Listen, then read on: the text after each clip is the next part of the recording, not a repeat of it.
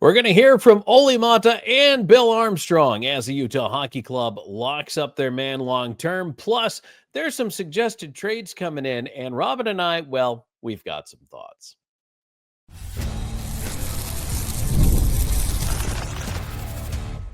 You are Locked On Utah Hockey Club, your daily podcast on the Utah Hockey Club, part of the Locked On Podcast Network, your team every day. Hello, everyone, and welcome into the Locked On Utah Hockey Club podcast. I'm Tom Callahan, veteran NHL voice, joined, as always, by longtime team analyst Robyn Leaño. We are here talking Utah Hockey Club every single day. Thanks for making us your first listen. We appreciate you so much for being here with us, whether it's on YouTube or anywhere you get your podcasts. If you haven't already, please subscribe. And hey, tell your friends while you're at it to check out the podcast. Great support, Robyn. We do owe a thank you. I know that our podcast continues to rise in the ranks here, and I just want to say thanks to everybody. First and foremost, we don't take a lot of time really to stop and thank everybody who makes us what we are, but hey, everybody, thank you. Really, we appreciate the support. Really, everybody, we truly appreciate that support. We wouldn't be here without you guys. And we've been growing immensely over the last still less than a year. It's been really amazing. I can't believe it's less than a year. It's so crazy to see how this has all gone. I mean, again, something we're going to talk about today, and you're going to want to stick with us for the show today because we have the whole press conference with Olli Maatta and Bill Armstrong. There's some great stuff in there. We're going to talk a little bit about it here before we get into it, but it's crazy to think how fast it all happened. Robyn, it was around this time last year where Utah all of a sudden went from 0 to 100 miles an hour on, I guess we're getting a team. It's only been a year since the scramble from Phoenix, then over the summer and get everything in place. And hey, let's drop the puck in October, and they pulled it off. And now they're fighting for a playoff spot. It really is interesting all about that. And I mean, you going into the season, you and I talked about how quickly all this happened. But we also kind of discussed that, hey, we love that we're able to talk about hockey again, right? That we're able to talk about the hockey and not any other like really dumb other news that just looms right over us because everyone wanted to pick a fight with the former Arizona Coyotes.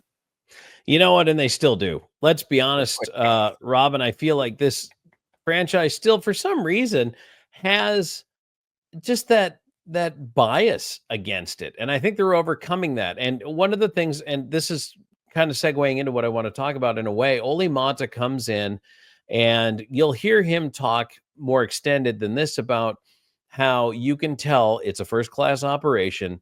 He's heard from guys who have played with Utah, and he says it's different now.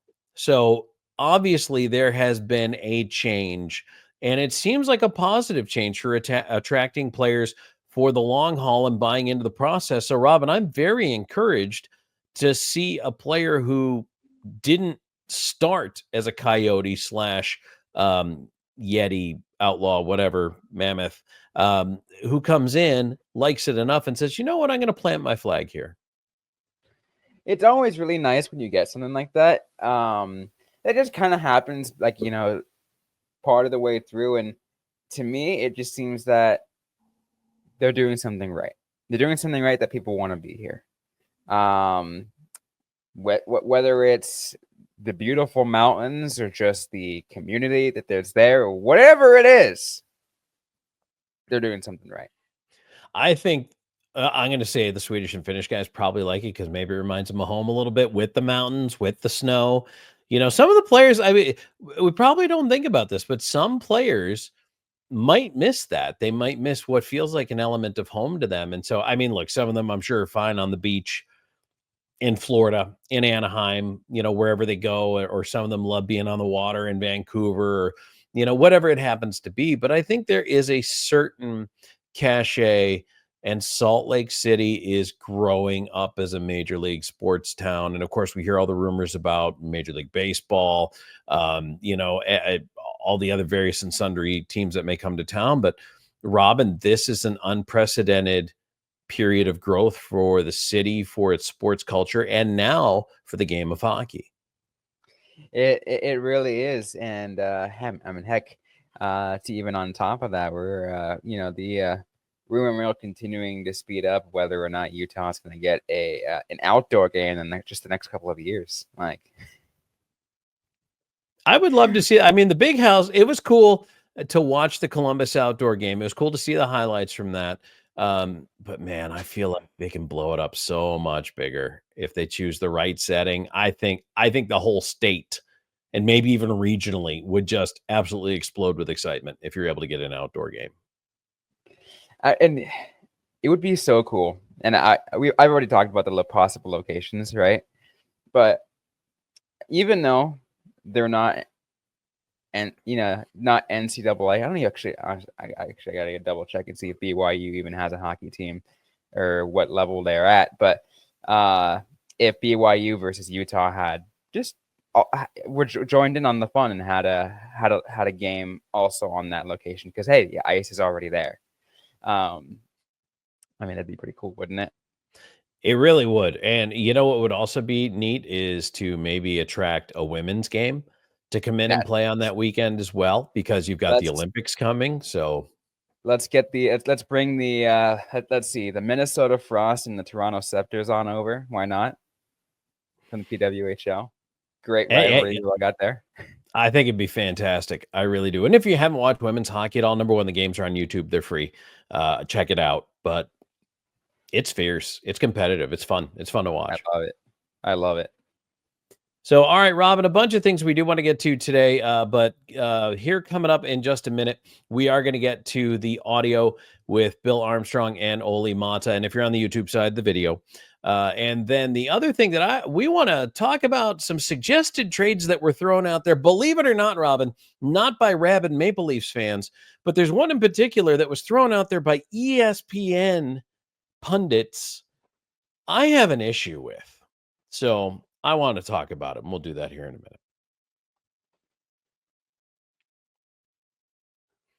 And today's show is brought to you in part by FanDuel. When the game tips off, the NBA action is just getting started, and there's no better place to get in on it than FanDuel, America's #1 sports book.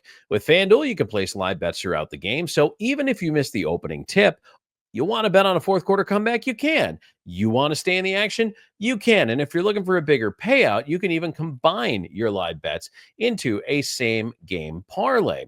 I love the live betting feature. It keeps every moment of the game exciting.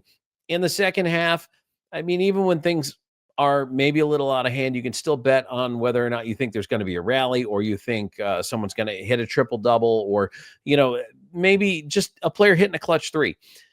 You never feel like you missed your chance. And the app is so easy to use. Plus, my favorite thing, when you get paid, or when you win, you get paid instantly. I think that's fantastic. So right now, new FanDuel customers can get $150 in bonus bets if your first $5 bet wins. Just visit FanDuel.com to join today. That's FanDuel.com for your shot at $150 in bonus bets. Make every moment more with FanDuel, the official sports betting partner of the NBA.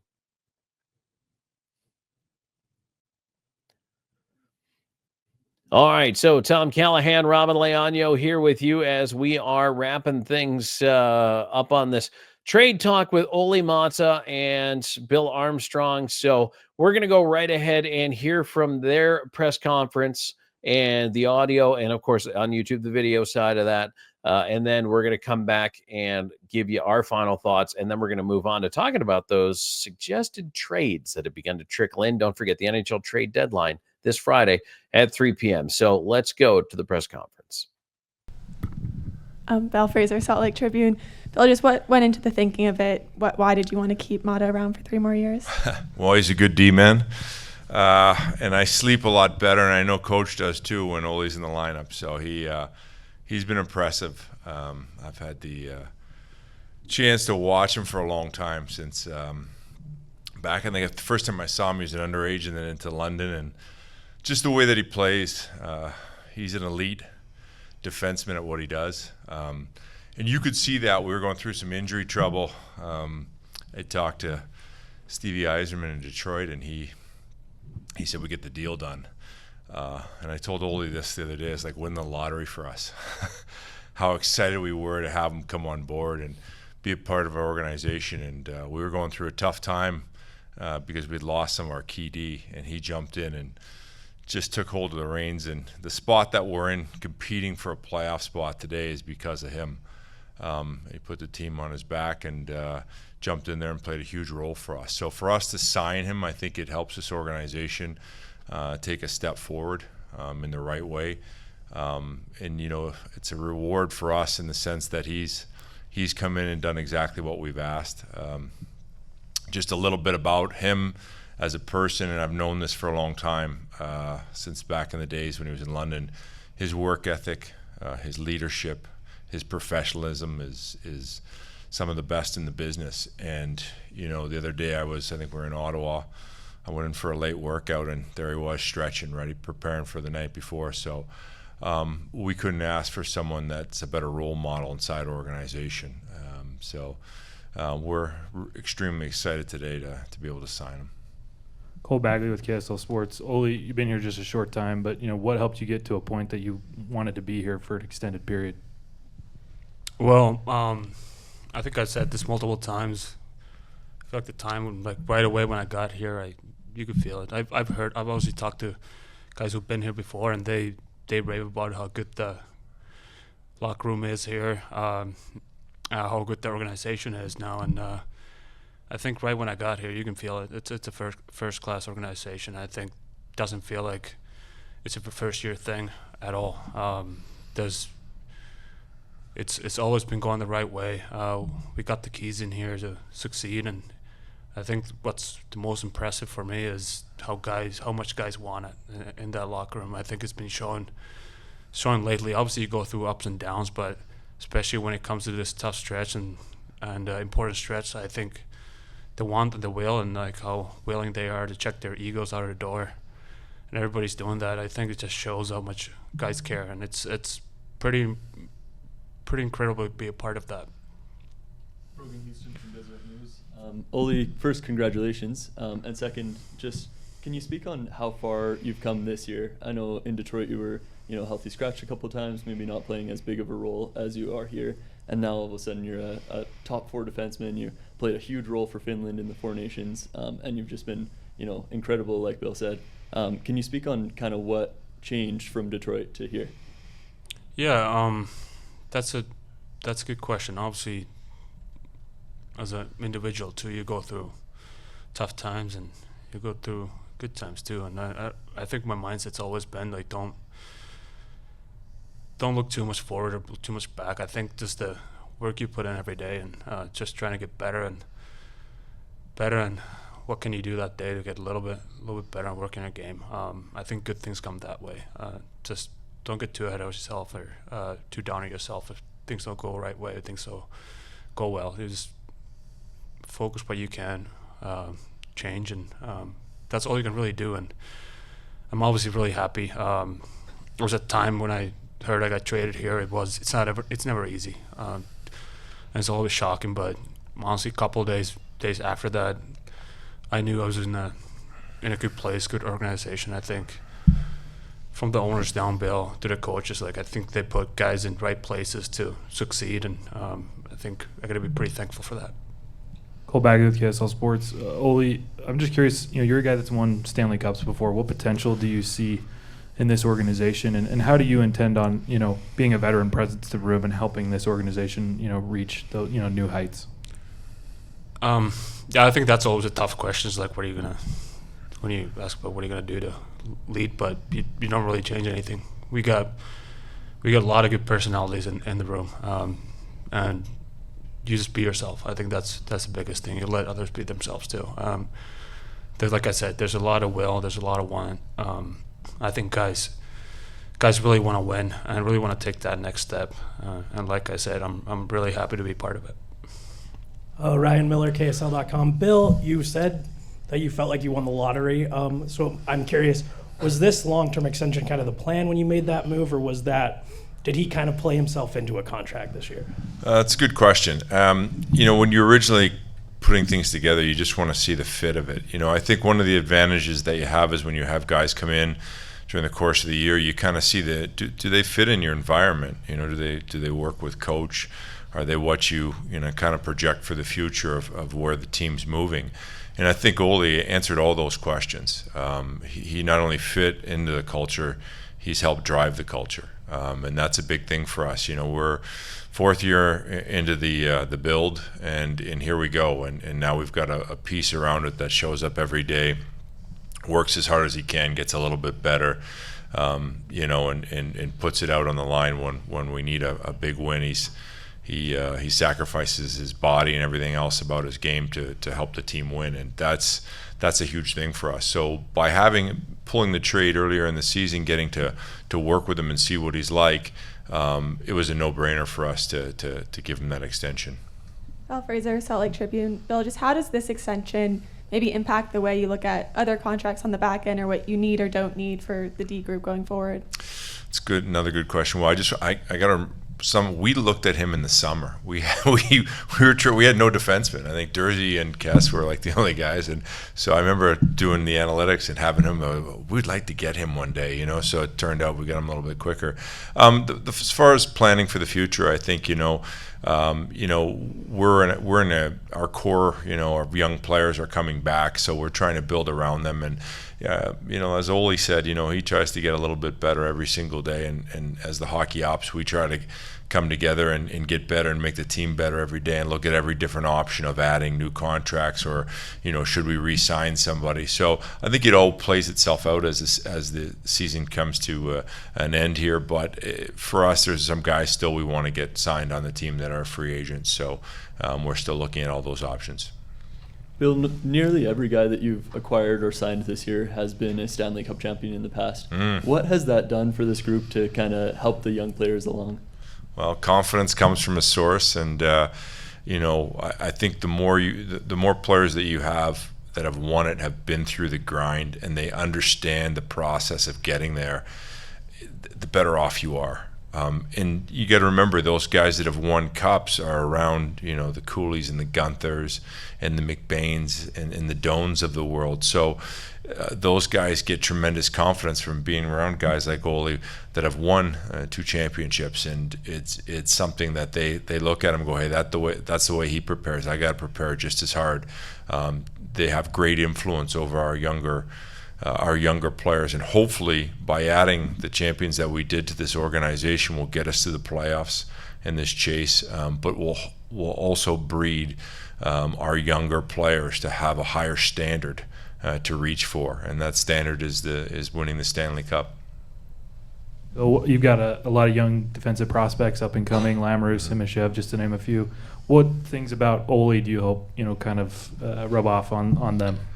Consistency of how he plays when he's at his best. That's a lot of nights. You'll see his A game, you'll see his B game. Very rarely do you ever see his C game, and that's consistency that you need to be a team that gets into the playoffs.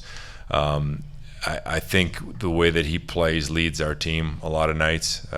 He's just, since he's come in here, he's probably felt the love from us because we needed him. And when he's walked in the door, he's jumped into that role and exceeded it. So we're really excited about the future. Bill Fraser, Salt Lake Tribune. Olli, you mentioned being kind of shocked when you got traded. Now that you've been able to settle, know you're going to be here for the next 3 years, what does that do mentally, and kind of what are the next steps away from the rink, just life-wise, being able to have some stability here? I don't think anything really changes because we're in a big stretch here. I think since the break I feel like we've taken a next step in our compete, and it's just the way we approach games, and I think it's been fun. I think even the last game we lost, we had it just felt like a playoff game, and I think guys are enjoying it. I'm definitely enjoying it.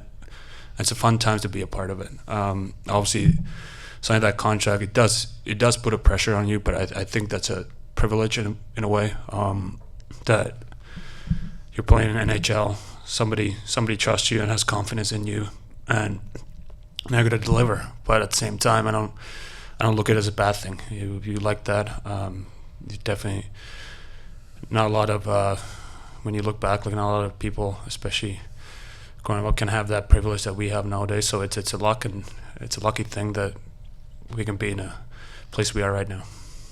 Any more questions? Thank you, Bill and Olli, very much. Yep. All right. Thank you. Thank you, guys. All right, so there you go. Olli Maatta, Bill Armstrong, talking about why they bring the player in and keep him here. And you know what, Robyn, Armstrong effusive in his praise of Olli Maatta, and he said, quote, he's done everything we've asked him to do.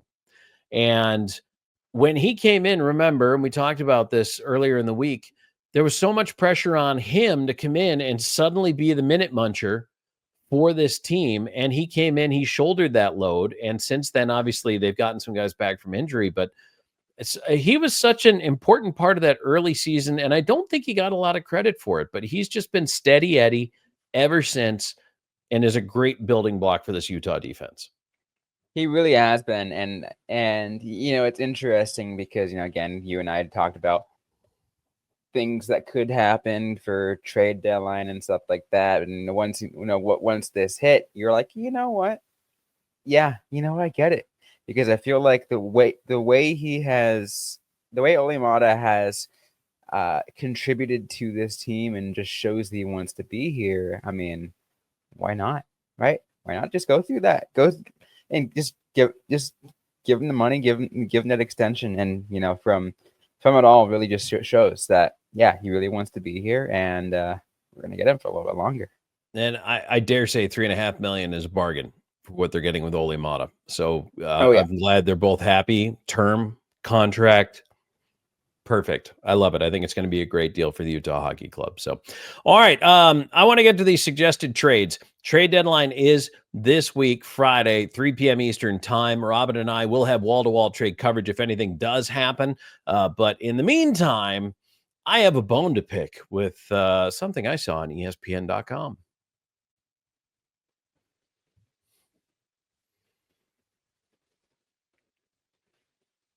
All right, Tom Callahan, Robyn Leaño back here with you. And Robyn, I reached out to people on Blue Sky on Twitter, asked them to start submitting their trade proposals for us to evaluate throughout the week.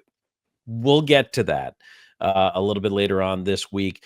I've actually, you know, it's kind of funny. One of the first responses I got said, I don't know who I want to bring in, but I know who I don't want to leave. You know, I mean, I think there's a lot of fan favorites on this team. But that's why this particular trade, and look, this is what people do this time of year, right? They throw potential trades out there. Well, there were two for the Utah Hockey Club that ESPN pundits put together. One actually wasn't bad. It suggested getting Ricard Raquel from Pittsburgh for Matias Michelli, a first rounder and a second rounder. Now, I think that's a lot to give up, but not unreasonable. I didn't blanch at that one the way I'm really crinkling my nose at the following trade. You ready?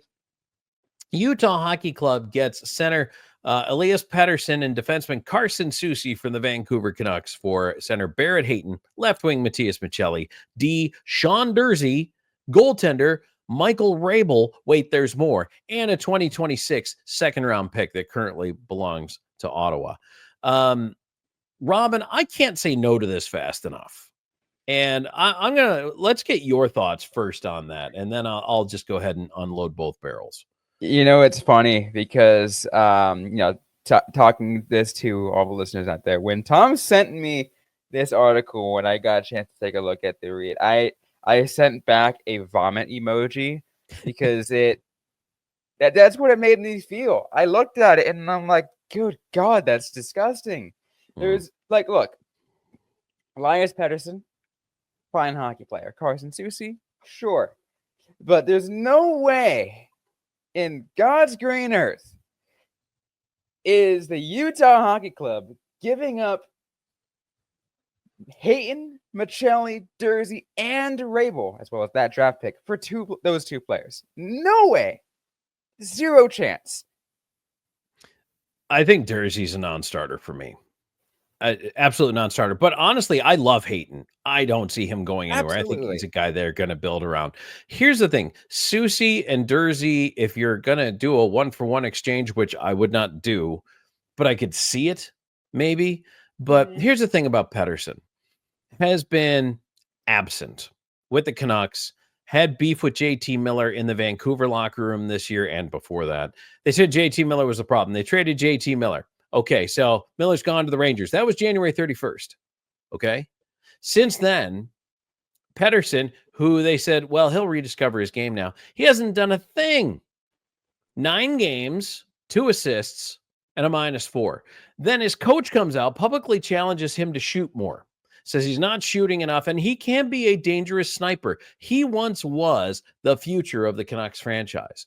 But Rick Tocchet says you need to shoot more. Okay, how about 5 shots in 9 games? Is that shooting more? Again, I talk about what Elliot Friedman's even said about him. He says he's tired of talking about Pettersson. He's not showing up. He's not engaged. He is not in it as a player right now. Why? Why would anyone trade for a guy who is in that mode right now, who is so detached? Look, there are GMs and presidents out there and teams that are arrogant enough to think that they are such a creme de la creme spot to arrive at, that of course we will turn around your career. Of course you're going to come here and light it on fire. But no, there's no way. I wouldn't touch this with a 10-meter cattle prod. And to have this suggested and then literally to fleece Utah the way they just picked apart this roster, Robyn, this is something I would expect to come out of like the crazy corners of the fan world, not to appear on an ESPN article. Yeah. Right. It just blows my mind. Not to mention an ESPN article that's paywalled behind ESPN Plus. Right. But it's interesting, Tom, because earlier this week I referred to Bill Armstrong as Bargain Bill because he always finds good bargains. And this is a situation where, like, sure, okay, maybe you could figure out a way to go after Elias Pettersson, but here's the thing: based off the way he's been playing lately and a lot of other factors, wanting to get, trying to get him out of here, at this point, the value is only going to go lower. Utah isn't gonna quote buy high or whatnot, and like, when they can probably get him for a lower value later on. Well, and his value has decreased now, and it is low value, and you are buying low if you buy now. But as you say, it will be buying lower. I don't think he's turning it around in Vancouver this year. I don't think the Canucks, and that's one of the reasons why they may fall out of the wild card. But that's the funny thing is even that article said, well, if you're Utah, you're buying low. Really? Giving up all of those players is buying low on Pettersson? I just don't see it. I just don't see. There was, I don't know, a couple of years ago, the flicker of this guy could be a franchise player. But since then, he's done nothing but decline. And you have to wonder if maybe he was only a good season or two. Yeah. And that's it. There's going to be someone who goes out and claims, oh, Michelli's been streaky. Hayton has some streaky moments. Rabel's so deep, so freaking deep in your goaltending system that are you ever going to see him kind of situation. But like at this point, I'm not giving all that up. Still not giving all that up. Yeah, I agree. I think that's absolutely ridiculous. So send us your trade proposals. You can drop them in the comments if you want to talk about who you think you want in or out. Robyn and I gave you our trade targets. If you missed those shows, go back and watch those. But if you missed those shows, Robyn and I gave you our trade targets that might be moving off the Utah Hockey Club with players that other teams might want. And then we did talk some about what Utah Hockey Club might be looking to add. We'll be talking more about it this week. Again, the NHL trade deadline, 3 p.m. on Friday. So, and Utah Hockey Club on the road Thursday night, Friday night, which, Robyn, to me is the worst case scenario, to be on the road back to back the night before and the night after the trade deadline. Absolute nightmare for the Utah Hockey Club operationally, but they'll get it done. Yeah, they will. Like I said, so far I have yet to be truly disappointed. There are some moments in which I've had a raised eyebrow with Bill Armstrong moves, but I've never truly been disappointed thus far. Absolutely. All right, Robyn, anything else you want to add? No, I just say, like I've been saying all week, be ready for a crazy week. Some things could hit you. Some things might surprise you. They could surprise us. That's the trade deadline's for. Just be ready. Absolutely. So, all right, Robyn, where can they find us on social media to send us those trade proposals? They can find us everywhere on social media, on Instagram threads and X at LO_NHL Utah. I am personally, you can also find us on Blue Sky at Locked On Utah Hockey, and also the same on TikTok. Find me personally at Robyn_Leaño on X and at Robyn Icetime on Blue Sky. I'm at Tom Talks on Blue Sky and at Callahan on Air on Twitter. You'll still find me over there as well. I refuse to call it X. It is always going to be Twitter to me. All right, everybody. Thanks for tuning us in. We'll be right back at you again tomorrow. We're going to be previewing this little 2-game road trip coming up for Utah and keeping an eye on the wild card watch. We'll have another segment of that coming up later on in the week. And, well, if there are moves to be made, and they're made by the Utah Hockey Club, we will have those for you as well. So keep your eye on our YouTube page, too. We do breaking news shorts as well, especially if there is a trade made. Robyn or I will be able to put up an instant analysis for you on that maneuver. So, all right, thanks for joining us, everyone. Subscribe to the podcast. Tell your friends. We appreciate you being here, and thanks for being a part of the Locked On Utah Hockey Club podcast.